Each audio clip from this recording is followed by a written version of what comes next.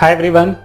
So welcome to the new chapter of 10th standard, and in this chapter we are going to study about carbon compounds, and this chapter comes under organic chemistry of 10th standard. ठीक है, तो इस chapter में हम बहुत सारे details में पढ़ने वाले हैं about carbon and carbon compounds. तो कार्बन एक स्पेसिफिक एलिमेंट है पूरे पीरियोडिक टेबल में, ये बहुत खास एलिमेंट है, तो इसके बारे में let's start now. First of all carbon के बारे में बहुत डिटेल में पढ़ने वाले. कार्बन कौन से कंपाउंड्स को बनाता है, अल्केन्स क्या होता है, अल्कीन्स क्या होता है और उनके रिएक्शंस क्या होता है, ये सब इस चैप्टर में पढ़ने वाले. नाउ फर्स्ट, प्लांट्स जो है कार्बन डाइऑक्साइड को यूज करके अपना फूड बनाते हैं. मतलब वो क्या करते हैं, एक ऑर्गेनिक कंपाउंड को बनाते हैं और ऑर्गेनिक कंपाउंड का नाम है ग्लूकोज. एंड बेसिकली जो ग्लूकोज है वो प्लांट्स के लिए फूड है, राइट. तो ये प्लांट्स के लिए एनर्जी है. तो plants uses CO2 from air to synthesise their own food which is in the form of starch और ग्लूकोज. तो प्लांट्स अपने फूड को यूज करके, अपने एनर्जी को CO2 को यूज करके वो ग्लूकोज में कन्वर्ट करता है. That means plants are converting into organic compounds. तो जिसमें भी कार्बन होता है वो ऑर्गेनिक कंपाउंड है. ग्लूकोज में कार्बन होता है तो therefore glucose is organic compound. अभी कार्बन कंपाउंड्स में कुछ इनऑर्गेनिक कंपाउंड्स भी है. 99% organic compounds. Inorganic compounds like carbon होने के बाद भी वो इनऑर्गेनिक कंपाउंड्स है, जैसे कि carbon dioxide, carbon monoxide, carbide salts, bicarbonates और कार्बोनेट्स. ये सारे कार्बन होने के बाद भी इनऑर्गेनिक कंपाउंड्स है. But rest of all of them जिसमें भी कार्बन होता है वो ऑर्गेनिक कंपाउंड है. सिर्फ carbon monoxide, carbon dioxide, carbides, carbonates, bicarbonates को छोड़ के बाकी सब ऑर्गेनिक कंपाउंड्स है. अभी जितने भी मेडिसिन हम यूज करते हैं they all are organic compounds because उसमें भी कार्बन प्रेजेंट होता है. डियर स्टूडेंट्स रिमेंबर, जिसमें भी कार्बन होता है वो सारे ऑर्गेनिक कंपाउंड्स है.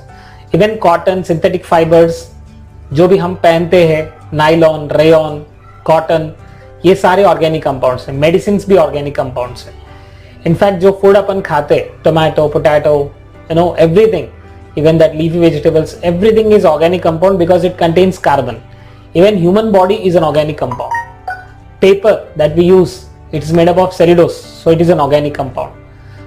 So इतने सारे organic compounds है हमारे पास कि अर्थ में सबसे ज्यादा जो कंपाउंड्स हम यूज करते हैं वो ऑर्गेनिक कंपाउंड से यूज करते हैं. जितने भी आपके घर में है, आपके कंप्यूटर से लेकर आप जो यूज करते हैं, PC, TV, television, mobile phone, they all are mostly organic compound because it contains carbon. Now 0.02% of carbon is in the form of minerals. कौन से फॉर्म में? मिनरल्स के फॉर्म में है, जिस which is carbonates, bicarbonates, coal, petroleum, वो है 0.02%. And atmosphere में कार्बन डाइऑक्साइड के फॉर्म में जो है वो 0.03% है. तो it is very less percentage which is 0.03 and 0.02. But most of the carbon is present in this form. The major constant of carbon is coal. Coal में सबसे ज्यादा कार्बन होता है और कार्बन का एटॉमिक नंबर है 6, मास नंबर है 12 और इसका कॉन्फ़िगरेशन है 2-4. फर्स्ट ऑर्बिट में 2 electrons you can see here and second orbit में 4 इलेक्ट्रॉन्स. 4 इलेक्ट्रॉन्स रहने की वजह से इसका वैलेंसी होता है 4. तो जिसके पास वैलेंसी 4 होता है वो 4 इलेक्ट्रॉन को एक्सेप्ट भी कर सकता है, 4 इलेक्ट्रॉन को लूज भी कर सकता है.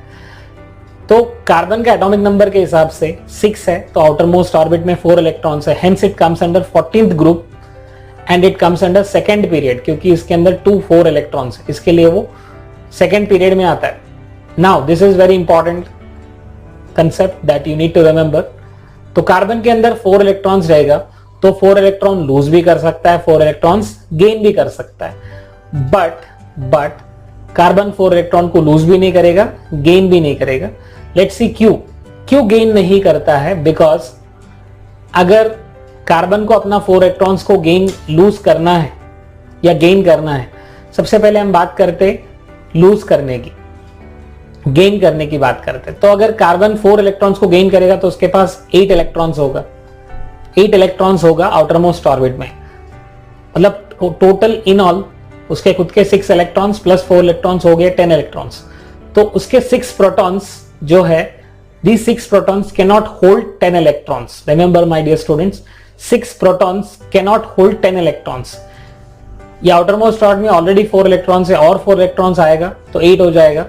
तो this 6 protons can not hold extra 4 electrons, therefore 4 electrons को गेन नहीं कर सकता है। और 4 इलेक्ट्रॉन को लूज इसके लिए नहीं कर सकता है because to lose 4 electrons we need to spend lot of amount of energy. हमें इतना ज्यादा एनर्जी स्पेंड करना है कि it is highly impossible, therefore it can not lose 4 electrons and it can not gain 4 electrons.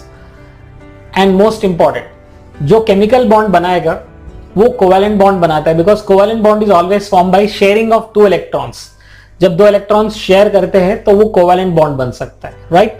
तो ए और B दोनों जो है एक एक इलेक्ट्रॉन को यहां पर देख सकते हैं। अब दोनों डॉग के पास एक एक बोन है, जब दोनों एक दूसरे के साथ शेयर किया तो दोनों के पास 2-2 बोन्स हो गए, राइट। तो दिस इज व्हाट हैपेंस, दोनों के पास शेयर करने से दोनों सेटिस्फाई हो जाते हैं। तो यहां पर यही स्टोरी होता है, कार्बन दूसरे कार्बन के साथ शेयर करता है, जैसे कि यहां पर देख सकते हैं आप, हाइड्रोजन दूसरे हाइड्रोजन के साथ शेयर करता है, हाइड्रोजन का एक इलेक्ट्रॉन दूसरे हाइड्रोजन का एक इलेक्ट्रॉन, सो दोनों का 2 इलेक्ट्रॉन्स हो जाते हैं and hydrogen shares 1 electron with another hydrogen. Now इस बात करते हैं नाइट्रोजन की। एक नाइट्रोजन दूसरे नाइट्रोजन के साथ 3 इलेक्ट्रॉन शेयर करता है, सो 3 इलेक्ट्रॉन शेयर करता है, therefore we can say nitrogen can form 3 bonds.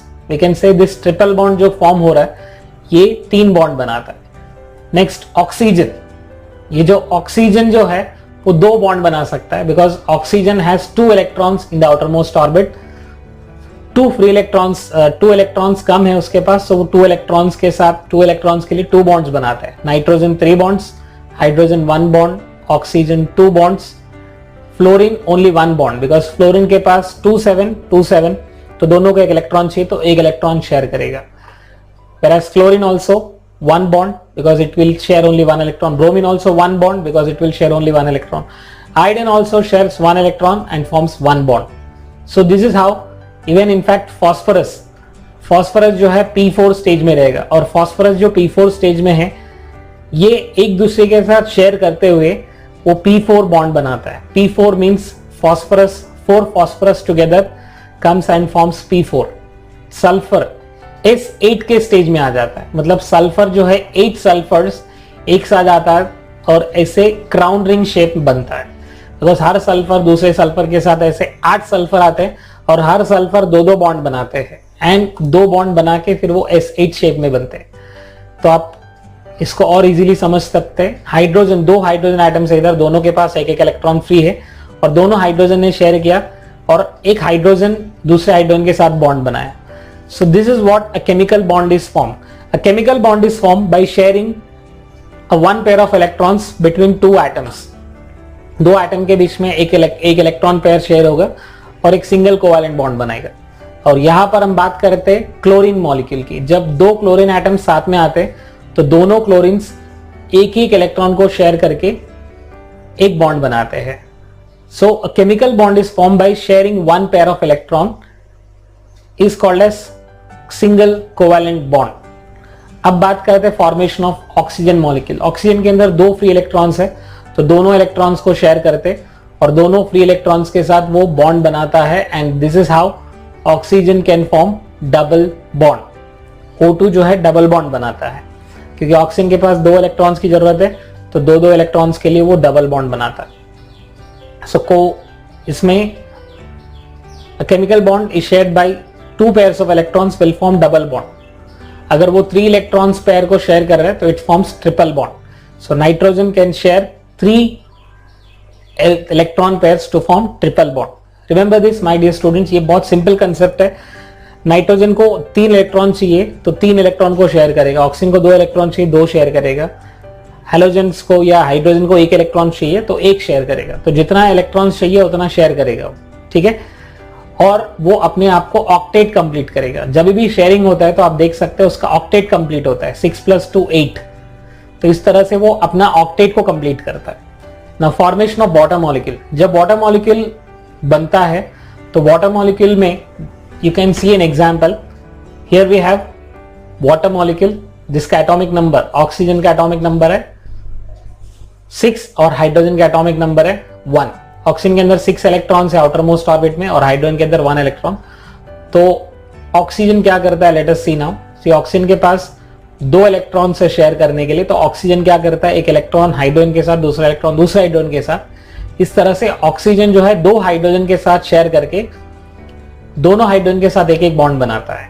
तो इस तरह से वाटर मॉलिक्यूल बनेगा। Got it my friends. इसमें ऑक्सीजन भी स्टेबल हो रहा है विद 8 इलेक्ट्रॉन्स, 1 2 3 4 5 6 7 8, एंड हाइड्रोजन भी स्टेबल हो रहा है with 2 electrons. Now talking about methane molecule. अब मीथेन मॉलिक्यूल में भी सेम कंसेप्ट है। The atomic number of hydrogen is 1 and carbon is 6। तो कार्बन के हिसाब से हाइड्रोजन के पास एक इलेक्ट्रॉन है और कार्बन के पास 4 इलेक्ट्रॉन है। तो ये 4 इलेक्ट्रॉन जो है वो कार्बन 4 इलेक्ट्रॉन शेयर करने के लिए रेडी है। So carbon will share 4 electrons with 4 hydrogen atoms, and you can see this concept. Carbon जब 4 इलेक्ट्रॉन को शेयर करेगा तो कार्बन 4 बॉन्ड बनाएगा with 4 different hydrogen atoms. Because इससे क्या होगा, कार्बन भी स्टेबल हो जाएगा और हाइड्रोजन भी स्टेबल हो जाएगा। So this is how the reaction happens between carbon and hydrogen, और दोनों भी स्टेबल हो जाएंगे। और कार्बन हाइड्रोजन के साथ जो मॉलिक्यूल बनेगा जिसका नाम है मीथेन। नेक्स्ट एग्जांपल है कार्बन डाइऑक्साइड की। अब कार्बन डाइऑक्साइड में ऑक्सीजन का वैलेंसी है, ऑक्सीजन के आउटरमोस्ट ऑर्बिट में 6 इलेक्ट्रॉन्स है और कार्बन के पास है 4 इलेक्ट्रॉन्स। तो क्या होता है देखिए, अब कार्बन के पास 4 इलेक्ट्रॉन्स है आउटरमोस्ट ऑर्बिट में और ऑक्सीजन के पास है 6 इलेक्ट्रॉन्स। तो ईच कार्बन एक है और ऑक्सीजन 2 है, तो कार्बन जो है ना दोनों ऑक्सीजन के साथ 2-2 इलेक्ट्रॉन को शेयर करेगा। तो this is how carbon dioxide will form. Carbon दोनों के साथ 2-2 बॉन्ड बना, तो this is how CO2 will form. इससे कार्बन भी 8 इलेक्ट्रॉन्स में स्टेबल है, ऑक्सीजन भी 8 इलेक्ट्रॉन्स में स्टेबल है। इस तरह से आप एक नेचर को स्टडी किया अभी तक कि कोवैलेंट बॉन्ड्स कैसे बनते हैं, और इसको प्रैक्टिस करें, इसके डायग्राम्स को प्रैक्टिस करें, तो आपको वैलेंसी अगर याद रहेगा, कार्बन का वैलेंसी 4, ऑक्सीजन का वैलेंसी 2, नाइट्रोजन का वैलेंसी 3, हाइड्रोजन का वैलेंसी 1, तो जितना वैलेंस इलेक्ट्रॉन से उतने जितने वैलेंसी है उतने उसके हिसाब से वो बॉन्ड बनाता है। और जब वो बॉन्ड बनाता है तो वो शेयर करके इलेक्ट्रॉन्स को शेयर करके वो बॉन्ड